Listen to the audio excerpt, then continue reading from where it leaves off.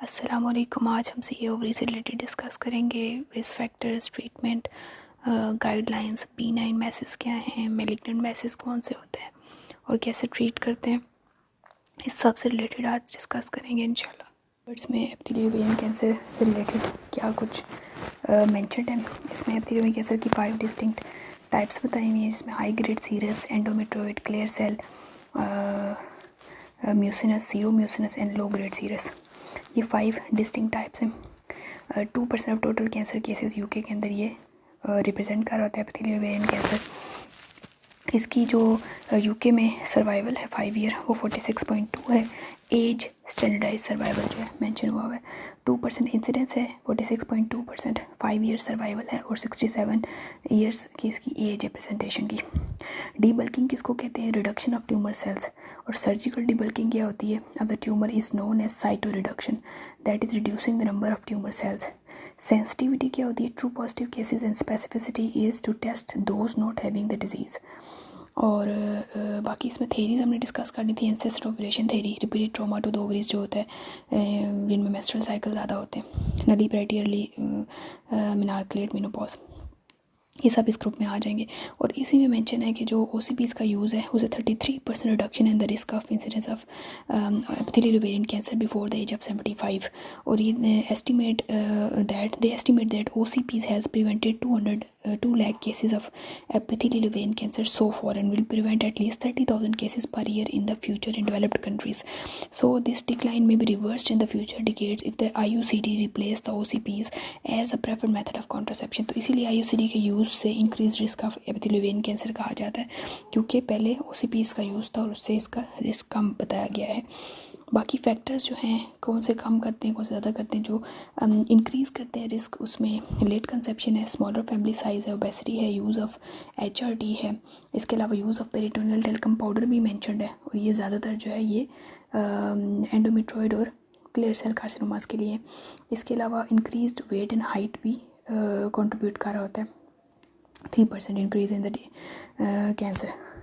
बाकी genetic factors हैं जो हेरिडिटी एपिथेलियल ओवेरियन कैंसर्स में रोल प्ले करते हैं। उसमें BRCA1 BRCA2 जीन म्यूटेशंस हैं और लिंच सिंड्रोम है। और जो स्पोरेडिक है उसमें बेसिकली क्या होता है, उसमें ऑल्ट्रेशन होती है, तो इधर BRCA जीन सोमैटिक ऑल्ट्रेशन होती है या फिर homologous recombination associate jeans involve होती हैं उसमें, ATM, RAD 51, RAD51 या FANC ये जीन्स इन्वॉल्व होती हैं।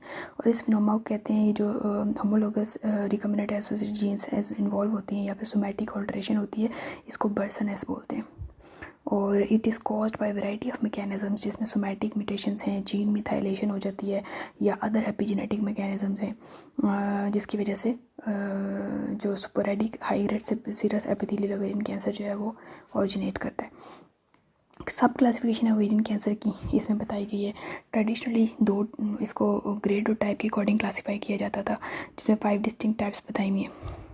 और 2004 में इसको 2 टाइप्स में मेंशन किया है और इसको मज़ीद अपडेट करके टाइप 1 और टाइप 2 ट्यूमर्स बताए गए हैं। Type 1 tumours low grade tumours होते हैं, serous, endometrioid, clear cell, mucinous और ट्रांजिशनल कार्सिनोमास आते हैं इसमें। और जो टाइप 2 ट्यूमर्स हैं उसमें हाई ग्रेड सीरस, अनडिफरेंशिएटेड और मेलिग्नेंट मिक्स्ड मेसोडर्मल ट्यूमर्स यानी कार्सिनोसार्कोमास टाइप 2 ट्यूमर्स में आते हैं। तो 2 टाइप्स हो गई अपडेटेड फॉर्म में। और जो टाइप 2 वाले तो ये एग्रेसिव होते हैं, usually present at an advance stage with high frequency of P53 mutations. Further इन्होंने क्लासीफाई किया है जो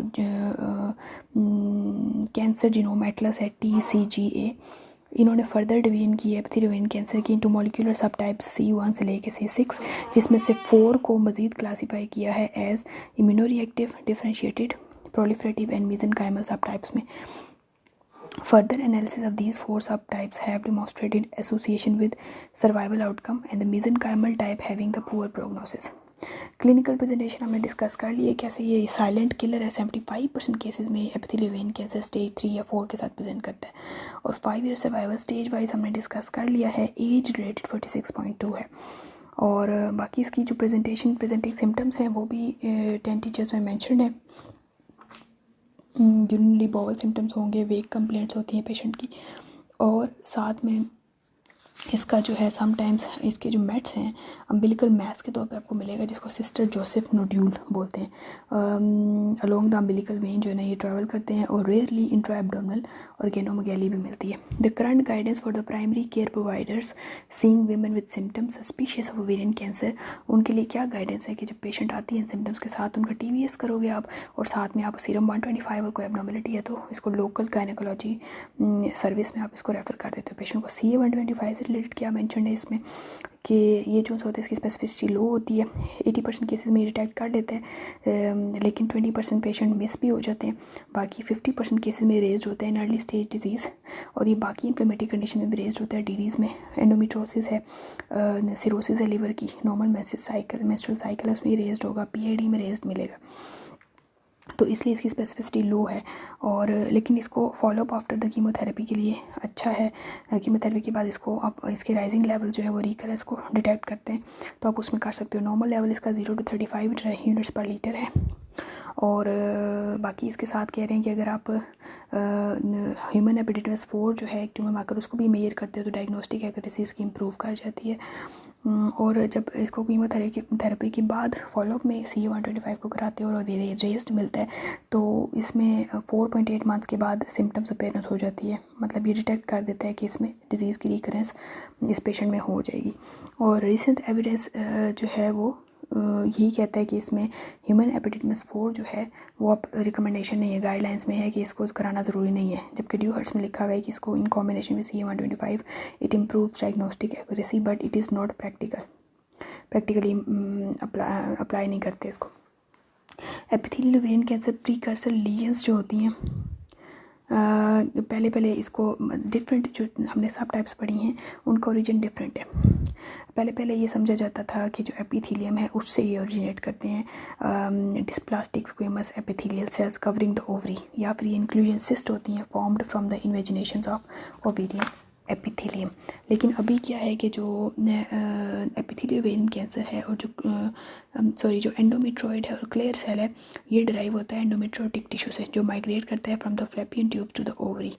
और इसके अलावा जो इसीलिए जो जिनकी ट्यूबल लाइगेशन हुई होती है उसमें रिड्यूस्ड इंसिडेंस होता है ऑफ दीज कैंसर्स, जिन्होंने BTL कराया होता है उसमें डिक्रीज रिस्क क्यों होता है उसकी आप लॉजिक ये दे सकते हो कि उसमें माइग्रेट नहीं करता endometriotic tissue into the ovary, and इसमें जो सेल टाइप्स हैं एंडोमेट्रॉइड और क्लियर सेल, इन कैंसर्स की प्रिवेंशन होती है। म्यूसिनस एपिथेलियल ओवेरियन कैंसर जो है ये राइज करेगा वॉल्थर नेस्ट, ये B9 क्लस्टर्स होते हैं एपिथेलियल सेल्स के with morphological similarities to urothelial tissue, और ये प्रेजेंट होते हैं एट ट्यूबल मेसोथेलियल जंक्शन।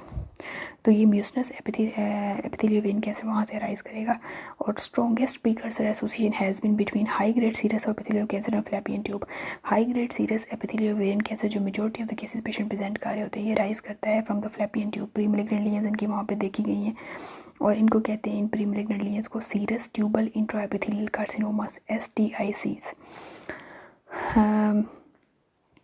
इसके अलावा जो है स्क्रीनिंग एंड प्रोफाइलेक्टिक ओफरेक्टमी के बारे में क्या है मेंशन, उसमें जो है 3 तरह की स्टडीज़ हुई हैं, ये वाइवा में क्वेश्चन हो सकता है। PLCO स्टडी है, UK टोक स्टडी है, UK फोक स्टडी है। PLCO क्या है, prostate lung colorectal and ovarian cancer screening. PLCO prostate lung colorectal and ovarian cancer study, इसमें उन्होंने 78,000 जो है ना विमेंस को रिकरेक्ट किया था। और जो UK टॉक स्टडी यानी UK collaborative trial on ovarian cancer screening UK talk, इसमें उन्होंने 200,000 विमेन जो 2 लाख विमेन को उन्होंने जो है वो उस पर स्टडी की थी। जो PLCO स्टडी है उसमें उन्होंने TVS किया फॉर 4 years एनुअल और CA 125 एनुअल किया फॉर 6 years, ये देखने के लिए अर्ली स्टेज जो कैंसर डिटेक्ट होता है या नहीं। And were also screen for colorectal and lung cancer, इन वीमेंस को उन्होंने स्क्रीनिंग किया और फॉलोअप क्वेश्चनर भी रखा for at least 13 years from randomisation. More ovarian cancers were identified in the screening arm, ठीक है, as compare to control arm. लेकिन ये जो ये अर्ली स्टेज कैंसर्स नहीं थे जो डिटेक्ट हुए थे there was no improvement in short term और लॉन्ग टर्म मोर्टेलिटी में कोई इम्प्रूवमेंट नहीं देखी गई।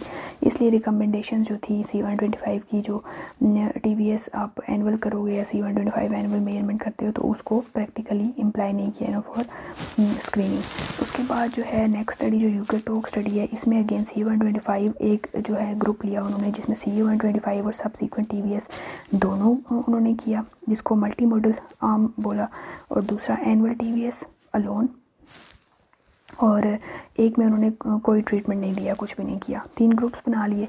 इनमें भी उन्होंने देखा कि कोई सर्वाइवल में कोई ख़ास उन्हें चेंज नहीं लगा, और मल्टी मॉडल जो आर्म था उसमें उन्होंने ज़्यादा डिटेक्ट किया early stage cancer as compare to जिसमें सिर्फ TVS परफॉर्म किया। लेटर ऑन ट्रेंड देखा गया है कि उससे अर्ली स्टेज कैंसर डिटेक्ट हो रहे हैं, लेकिन उसमें अभी स्टडी मज़ीद करना बाकी है।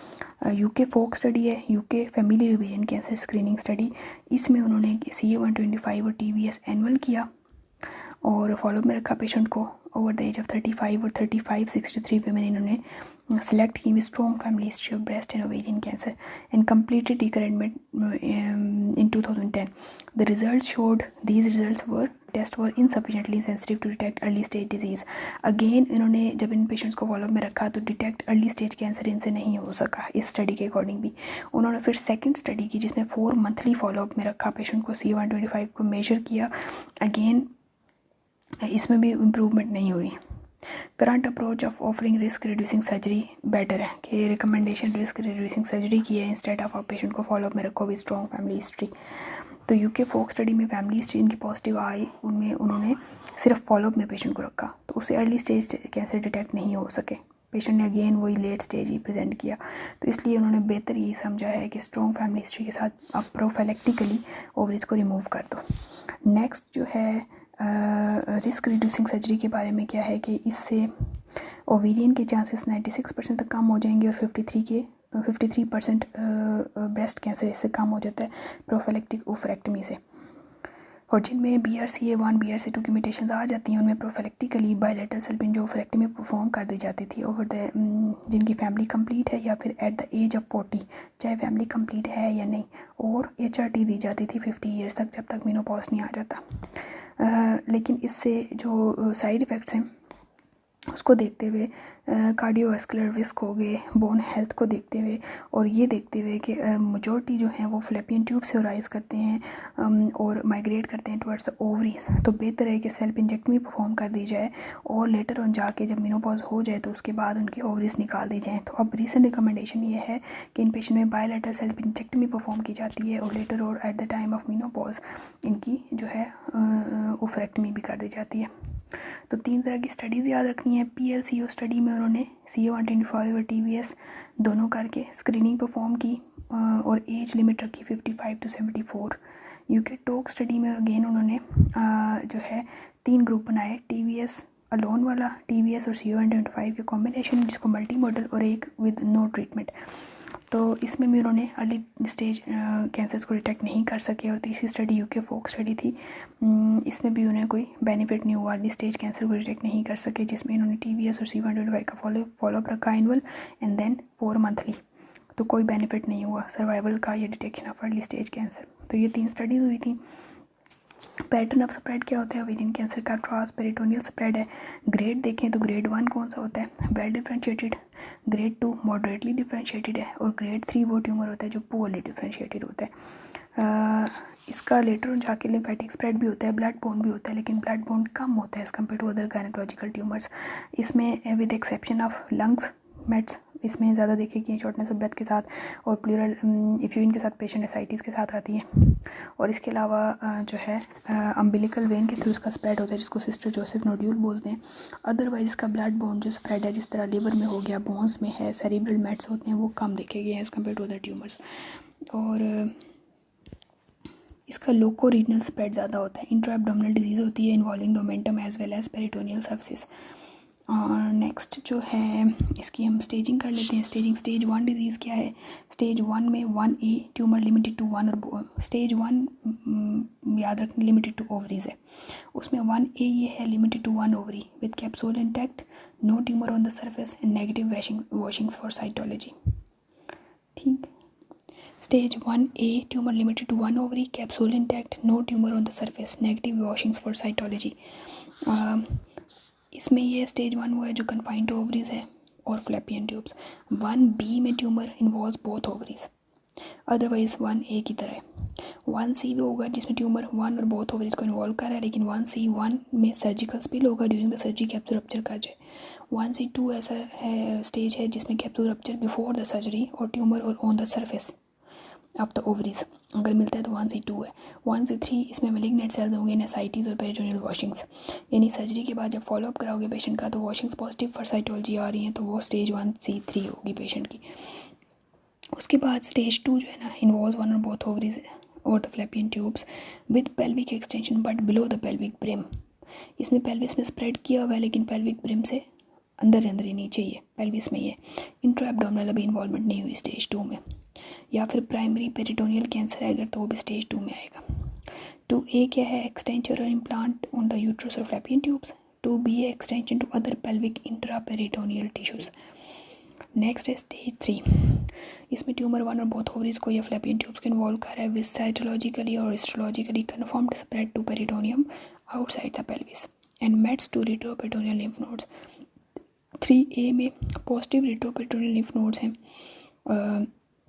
और microscopic mets beyond the pelvis है. स्टेज 3A का पार्ट 1 जो है ना, स्टेज 3A1 उसमें पॉजिटिव रेट्रोपेरिटोनियल लिम्फ नोड्स हैं. ठीक है, 1 का आगे नेक्स्ट उसको डिवाइड किया स्टेज 3A1 को 1 और 2 में, जिसमें 1 जो है मेट्स लेस देन 10 mm के हैं और 2 जो है उसमें मेट्स ग्रेटर देन 10 mm के हैं. स्टेज 3A1 के बाद स्टेज 3A2 है जिसमें microscopic extra pelvic peritoneal implants हैं plus positive retroperitoneal plus minus lymph nodes भी हैं. 3B जो है उसमें यानी स्टेज 3 को आपने कंफ्यूज नहीं करना. स्टेज 3 में दो चीज़ें, या तो उसमें पॉजिटिव रेट्रोपेरिटोनियल लिम्फ नोड्स हैं और उसके साथ प्लस माइनस माइक्रोस्कोपिक मेट्स हैं बियॉन्ड द पेल्विस. 3A के दो पार्ट्स हैं, 3A1 और 3A2. 3A1 positive retroperitoneal lymph nodes only. 3A1 का A पार्ट ये है मेट्स लेस देन 10 mm के हैं और B पार्ट ये मेट्स ग्रेटर देन 10 mm के. 3A1 का आगे नेक्स्ट 3A2 है जिसमें microscopic extra pelvic peritoneal implants हैं plus minus positive retroperitoneal lymph nodes. ठीक है, तो ओवरऑल अगर आप देखें 3A में क्या है कि 3A स्टेज में अगर पॉजिटिव रेट्रोपेरिटोनियल लिम्फ नोड्स आ जाते हैं या microscopic extra pelvic peritoneal implants हैं, चाहे वो लेस देन 10 mm के हैं या ग्रेटर देन 10 mm के हैं, तो ये स्टेज 3A में आएंगे. 3B में कौन से आते हैं, macroscopic extra pelvic peritoneal implants जो कि लेस देन 2 cm के हैं with plus minus retroperitoneal lymph nodes and extension to the capsule of the liver and spleen. और 3C में macroscopy again extra pelvic peritoneal implants हैं जो कि greater than 2 cm के हैं with plus minus positive retroperitoneal lymph nodes and extension to the capsule of liver और spleen. आगे next stage 4 है डिस्टेंट मेट्स जिसमें 4A pleural effusion with positive cytology है. 4B जो है उसमें हेपेटिक और स्प्लिनिक पेरेन्काइमल डिजीज़ है. मेट्स हैं mets to extra abdominal organs including inguinal lymph nodes outside abdominal cavity, ये सब इसमें आ जाएंगे. स्टेज वाइज अगर ट्रीटमेंट देखो तो स्टेज 1 जो डिजीज़ है उसमें 1A में आप प्राइमरी डीबल्किंग करते हो और अगर ग्रेड 3 है तो साथ में उसको एडजुवेंट कीमो दोगे. 1B में अगेन आपने करनी सर्जरी है, उसके साथ अगर ग्रेड 3 है तो फिर उसमें एडजुवेंट कीमो दोगे. 1C में चाहे कोई सा भी ग्रेड है primary debulking followed by chemotherapy. Next stage 2 और 3 है. ठीक है, इसमें उन्होंने दो ऑप्शंस दी हुई हैं. स्टेज 2 और 3 में ये या तो primary debulking surgery followed by chemo कर लो या फिर न्यू एडजुवेंट कीमोथेरेपी है विद इंटरवल डीबल्किंग. स्टेज 3 में भी ऐसे है. स्टेज 4 में आपने इसमें डीबल्किंग सर्जरी का रोल नहीं लिखा हुआ, इसमें आपने neoadjuvant chemotherapy with interval debulking surgery करनी है, इसमें प्राइमरी डीबल्किंग नहीं करनी स्टेज 4 में. तो बस ये ट्रीटमेंट है. डेफिनेटिव डायग्नोसिस जो है कैंसर की वो हिस्टोपैथोलॉजी पे ही होती है. लेप्रोस्कोपी के लिए आप रिमूव करो टिश्यू या सर्जरी के बाद जो हिस्टोपैथोलॉजी की रिपोर्ट होती है उस पर होगी. साइटोलॉजिकल जो डायग्नोसिस है वो डेफिनेटिव डायग्नोसिस प्रोवाइड नहीं करती, जिस तरह सैम्पल्स एसआईटीज़ की जो होती है. प्रोग्नोस्टिक फैक्टर्स हमने ऑलरेडी डिस्कस कर लिए हैं. ट्रीटमेंट स्टेज वाइज कैसे ट्रीटमेंट करना है वो भी हमने डिस्कस कर लिया। अच्छा, CT MRI का क्या रोल है, वो गाइडलाइंस के अकॉर्डिंग हमने वो भी डिस्कस कर लिया है। और ड्यू हेड्स में प्री ऑपरेटिव आप CT MRI करते हो पेशेंट का एक्सटेंट देखने के लिए, एक्सटेंट डिजीज़ का देखने के लिए। दूसरा इन्वेस्टिगेशन का पर्पज़ जो होता है कोई सेकेंडरी मेलिग्नेंसीज हैं या तो वो भी आपको इंसिडेंटली उन पे नज़र आ जाती हैं। इसके अलावा कोई पल्मोनरी एम्बोला है इंसिडेंटल, तो वो आपको मिल सकते हैं उस पर। तो इन्वेस्टिगेशन का ये फ़ायदा है। PET CT का कोई रोल नहीं है, रिकमेंडेशन नहीं है। ड्यू हेड्स में लिखा है कि अगर थोरेसिक या मीडिएशनल लिम्फ नोड्स इन्वॉल्वमेंट है तो उस केस में आप जो है PET CT करवा सकते हो in stage 4 disease, specially in case of relapsed disease. और जो डीबल्किंग सर्जरी है वो इसमें टोटल एब्डोमिनल हिस्टेरेक्टमी है with bilateral salpingo oophorectomy, multiple peritoneal biopsies from paracolic spaces into subdiaphragmatic spaces, supracolicomantectomy and pelvic and bilateral parietal lymph node dissection up to the level of renal vessels, appendectomy in case of mucus histology। और इसके अलावा जो है optimal site reduction क्या होता है, defined है at that time residual tumour of less than 2 centimetre, और every 10% reduction in tumor was associated with 6.3% prolongation of median overall survival। Macroscopic clearance क्या होती है ट्यूमर की, उसमें जो कि हमारे यहाँ कॉमनली परफॉर्म नहीं की जाती, पेशेंट की मोबिलिटी इंक्रीज़ हो जाती है और इसमें बहुत ज़्यादा एक्सपर्टाइज चाहिए होता है, टाइम कंज्यूमिंग होती है। पेरिटोनियली डिसेमिनेटेड डिजीज़ की क्लियरेंस जो है उसमें मैक्सिमम सर्जिकल एफर्ट चाहिए होती है। मल्टी विसरल रिजेक्शन टेक्निक्स होती हैं, extensive peritoneal stripping, full thickness diaphragmatic resection, removal of bulky pelvic and paraaortic lymph nodes, splenectomy and bowel resection, increasing more extra abdominal cytoreductive techniques nowadays applied especially in thoracic and mediastinal cavity with resection of cardiophrenic and paracardiac lymph nodes, pleurectomy and supraclavicular and axillary lymph node dissection in order to achieve complete tumor clearance outside abdominal cavity. Surgical expertise or training with continuous feedback of surgical outcome, morbidity and survival have been proven to be important tools in making extensive surgery safe for the patient without unnecessarily increasing morbidity. For these reasons, national and international trends focus on specialization of such procedures in centers with adequate infrastructure, resources and training। यानी कि हमारे यहाँ जो है advance stage में हम palliative care provide करते हैं पेशेंट को, और सर्जरी को मैक्सिमली जो है वो अवॉइड कर रहे होते हैं इतनी एक्सटेंसिव सर्जरी को, जैसे मॉर्बिडिटी मज़ीद इंक्रीज़ हो जाती है पेशेंट की। इंटीग्रेटेड मल्टी डिसिप्लिनरी केयर हम कब ये प्रोवाइड करेंगे पेशेंट को, अगेन गाइडलाइंस में ऐसे है कि CA-125 और TVS पे एबनॉर्मलिटी आपको आ जाती है, RMI कैलकुलेट करोगे और ग्रेटर देन 200 है तो इस ऐसे पेशेंट को अपने मल्टी डिसिप्लिनरी में डिस्कस करना है और उसकी बेसिस पे उसकी स्टेजिंग लेप्रोटी परफॉर्म करनी है, और फिर नेक्स्ट फॉलोअप में हिस्टोपैथोलॉजी की बेसिस पे अगेन डिस्कशन आपने करनी है ऑन्कोलॉजिस्ट के साथ, और कि नेक्स्ट उसको कीमो के लिए लेके जाना है या नहीं। एडवांस्ड ओवेरियन कैंसर जो है उसमें जो कीमोथेरेपी दी जाती है स्टैंडर्ड, वो कार्बोप्लेटिन का कॉम्बिनेशन है with paclitaxel given for 6 cycles at 3 weekly intervals. Cycle क्या होता है, एक साइकिल क्या होता है, उसमें जो आप ट्रीटमेंट देते हो कीमो और उसके बाद बीच में गैप देते हो, गैप के बाद जब नेक्स्ट ट्रीटमेंट देते हो पेशेंट को तो तब तक उसको एक साइकिल हम काउंट कर रहे होते हैं। ड्यू हेड्स में एडवांस्ड ओवेरियन कैंसर में carboplatin, paclitaxel, bevacizumab as a front line therapy के तौर पे लिखा हुआ है। इसमें स्टैंडर्ड जो है वो कार्बोप्लेटिन के साथ पैक्लिटेक्सेल का कॉम्बिनेशन देते हैं, लेकिन डिफरेंट ट्रायल हुए थे जिसमें एक दो जो मैं मेंशन कर रही हूँ, बाकी बहुत सारे हैं, कुछ के रिजल्ट्स जो हैं वो पेंडिंग है। जो GOG-218 ट्रायल है, GOG-218 ट्रायल, इसने role of vascular endothelial growth factor targeting antibody bevacizumab इन्होंने दी पेशेंट्स को alongside front line chemotherapy के साथ उन्होंने बेफेसिज़ुमैब भी दिया, और सब्सिक्वेंट मोनोथेरेपी मेंटेनेंस के तौर पे भी बेफेसिज़ुमैब को कंटिन्यू किया। इसकी वजह से 3.8 मंथ इंप्रूवमेंट हुई प्रोग्रेशन फ्री सर्वाइवल में कंपेयर्ड विद कीमोथेरेपी अलोन, जो स्टैंडर्ड कीमोथेरेपी है। इसके अलावा जो ICON-7 ट्रायल है साथ ही उन्होंने वो किया, उसमें जो डोज़ है बेफेसिज़ुमैब की वो 15 मिलीग्राम पर केजी की बजाय उन्होंने 7.5 मिलीग्राम पर केजी रखी। स्टेज 3-4 कैंसर्स में उन्होंने ओवरऑल जो है इसका इम्प्रूवमेंट देखा कि 5 मंथ्स का जो है ना बेनिफिट हुआ ओवरऑल सर्वाइवल में।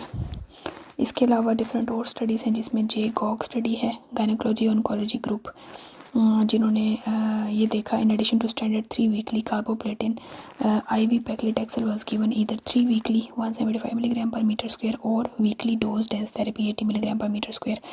In this trial, dosed as arm with significant improvement in overall survival also. उन्होंने देखा कि 11 मंथ इंप्रूवमेंट थी प्रोग्रेशन फ्री सर्वाइवल की in the dose dense arm, जिसमें 80 मिलीग्राम पर मीटर स्क्वायर उन्होंने वीकली दी थी पैक्लिटैक्सेल. इसके अलावा आइकन-8 स्टडी है जिसमें 3 ग्रुप्स बनाए थे. जैपनीज़ एक जो रजीम थी आर्म 1, उसमें 3 weekly carboplatin with 3 weekly paclitaxel. Japanese regime थी जिसमें 3 weekly carboplatin with weekly paclitaxel. और जो आर्म 3 था उसमें वीकली कार्बोप्लेटिन और वीकली पैक्लिटैक्सेल. इसके रिजल्ट्स पेंडिंग है. और आइकन-8B इसी तरह स्टडी हुई थी जिसमें 3 वीकली कीमोथेरेपी दी उन्होंने और साथ में बेफैसिज़ुमैब जो है वो भी दिया. इनका कंपैरिजन किया तो जो इसका this implies that fractionated paclitaxel is as effective as bevacizumab perhaps because it has anti angiogenic effects when given more frequently. However, the study was not truly randomized as the study patients self-selected bevacizumab. The results also raise the question as to whether a 3-month improvement in progression-free survival warrants a negative impact on quality of life. तो overall ये studies जो इनके results कुछ pending है, लेकिन बेफैसिज़ुमैब का guideline में कोई जो है ओवेरियन सिस्ट प्री मेनोपॉजल या पोस्ट मेनोपॉजल ग्रुप में मैंने जो देखा उसमें इसका मेंशन नहीं है. लेकिन ट्रीटमेंट गाइडलाइंस जो है ओवेरियन सी की उसमें बेफैसिज़ुमैब का अगर कोई है तो आप प्लीज़ वहाँ से स्टडी कर लीजिएगा. इंट्रापेरिटोनल कीमोथेरेपी ड्यूहर्ट्स में जो है उसमें कि इंट्रापेरिटोनल कीमोथेरेपी क्या होती है, वाइवा क्वेश्चन हो सकता है. इसमें उन्होंने ये बताया है कि ovarian cancer principally a disease of locoregional peritoneal dissemination within the abdominal cavity. By inserting a port through the skin and into peritoneal cavity, chemotherapy can be delivered directly to the location of disease and at a greater localized concentration. Over the last 20 years, there have been many randomized trials comparing intraperitoneal with IV chemotherapy for the first-line treatment of patients with stage 3 cancer. Common factor is that all have included platinum and most have added a second drug. Intraperitoneal chemotherapy जो होती है उसमें toxicity ज़्यादा होती है, neuropathy, gastrointestinal toxicity and myelo toxicity. Despite encouragement to adopt intraperitoneal chemotherapy as a standard of care, बहुत से clinicians जो हैं इससे रिलेक्टेंट होते हैं, इसकी टॉक्सिसिटी की वजह से इसको यूज़ नहीं करते. बाकी उन्होंने जो है इंट्रापेरिटोनल प्लैटिनम और जो पैक्लिटैक्सेल कीमोथेरेपी है फॉलोइंग सब ऑप्टिमल इंटरवल डिबल्किंग सर्जरी, जो इन्होंने ओवरऑल इसका ये बताया है कि इसके रिजल्ट्स हैं. Bevacizumab is not approved for routine use and weekly paclitaxel has shown little advantage compared with standard 3 weekly carboplatin and paclitaxel treatment. इसके अलावा वाइवा क्वेश्चन हो सकता है.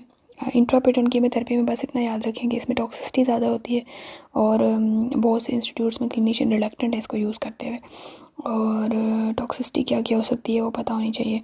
और इसके अलावा जो BRC पॉजिटिव पेशेंट होते हैं उसमें कुछ ड्रग्स मेंशन किए हुए हैं यहाँ पे, जिसको ओलापेरिब, रूसापेरिब या नीरापेरिब है. ये क्या होते हैं कि जो पेशेंट्स होते हैं BRCA पॉजिटिव, BRCA बेसिकली ये रिपेयर जीन्स होती हैं, होमोलोगस रिकम्बिनेशन कॉज करती हैं. DNA जो डबल स्टैंडर्ड ब्रेकेजेस होते हैं उनको ये रिपेयर करती हैं ताकि एबनॉर्मल सेल्स जो हैं वो नेक्स्ट प्रोलिफरेट करके कैंसर ना कॉज करें.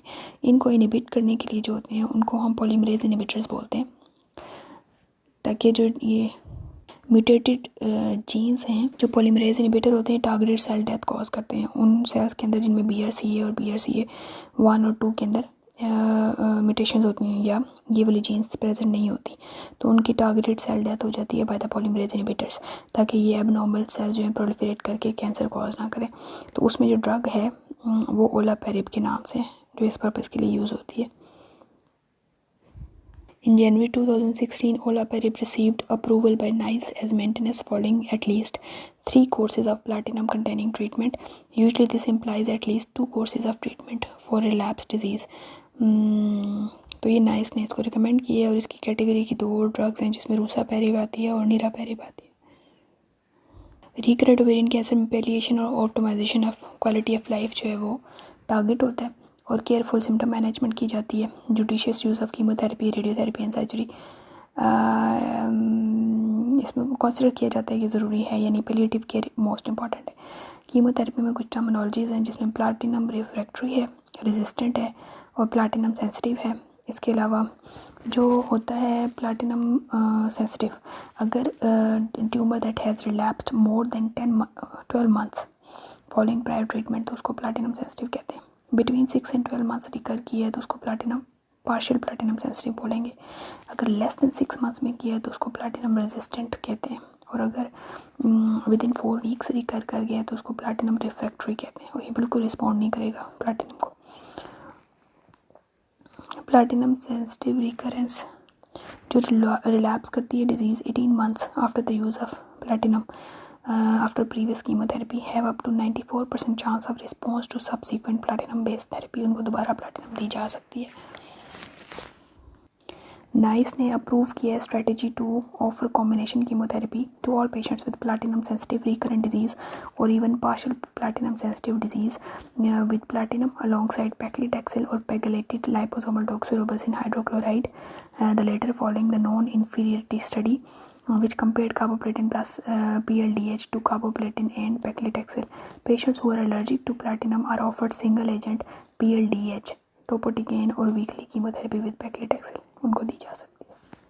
जो प्लाटिनम रेजिस्टेंट रिकरेंस होती है, यानी disease recurring requiring treatment with in 6 months of completing last chemotherapy, these patients appear to benefit equally from all conventional dosed and scheduled chemotherapeutic agents. These monotherapies all have 10 to 20% overall response. Agents that can be considered for this indication include PLDH, जिसको हम पेगाइलेटेड liposomal doxorubicin hydrochloride बोलते हैं। ये उन patients में कार्बोप्लेटिन जो है वो एलर्जी होती है तो उनमें हम यूज़ कर रहे थे इन case of sensitive tumours recurrence.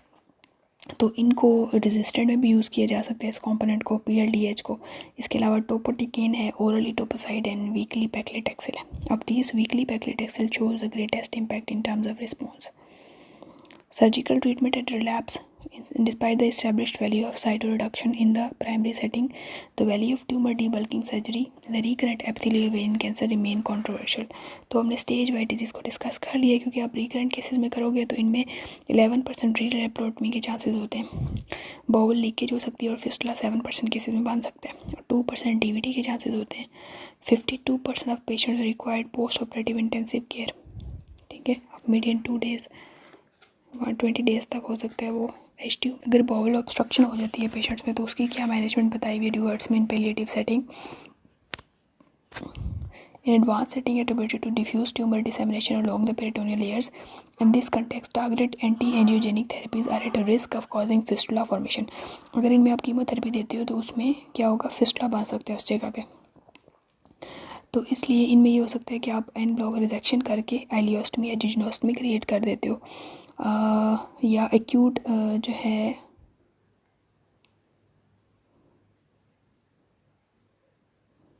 क्योंकि इसमें जो एनेस्टोमोटिक टेक्निक है वो फिजिबल नहीं है। और इसके अलावा acute intestinal complication such as perforation peritonitis therapeutic approaches are rather limited, तो इनमें ये प्रॉब्लम हो सकती है। अलावा अगर किसी एक जगह ऑब्स्ट्रक्शन है तो उसमें इंटेस्टिनल स्टेंट्स पास कर सकते हो, गैस्ट्रोस्टमीज क्रिएट कर सकते हो, लेकिन मल्टी लेवल पे बाउल ऑब्स्ट्रक्शन है तो सिंगल स्टेंट और स्टोमा फॉर्मेशन हेल्पफुल नहीं होती। Further option such as percutaneous endoscopic gastrostomy can used in highly selected cases. Radiotherapy का क्या रोल होता है? Radiotherapy generally reserved for palliation of symptoms, particularly symptomatic pelvic cutaneous and intracerebral disease. Stage wise हम एक दफ़ा revise कर लेते हैं। स्टेज 1 जो लिमिटेड टू 1 बोथ ओवरीज होती है या फ्लैपियन ट्यूब्स, तो उसमें जो 1A है उसमें प्राइमरी डिबल्किंग, अगर हाई ग्रेड है तो एडजुवेंट कीमो। स्टेज 1B जो है उसमें primary डिबल्किंग with chemo if high grade, और जो स्टेज 1C है उसमें irrespective of the grade primary डिबल्किंग with adjuvant chemo. Stage 2 और 3 में आप प्राइमरी डिबल्किंग विद एडजुवेंट कीमो के अलावा new adjuvant chemotherapy followed by interval डिबल्किंग भी कर सकते हो, और स्टेज 4 में आपने neoadjuvant chemotherapy followed by interval डिबल्किंग करनी है। यहाँ पे सी ओवरी का टॉपिक एंड होता है। नेक्स्ट टॉपिक के लिए अल्लाह हाफिज़।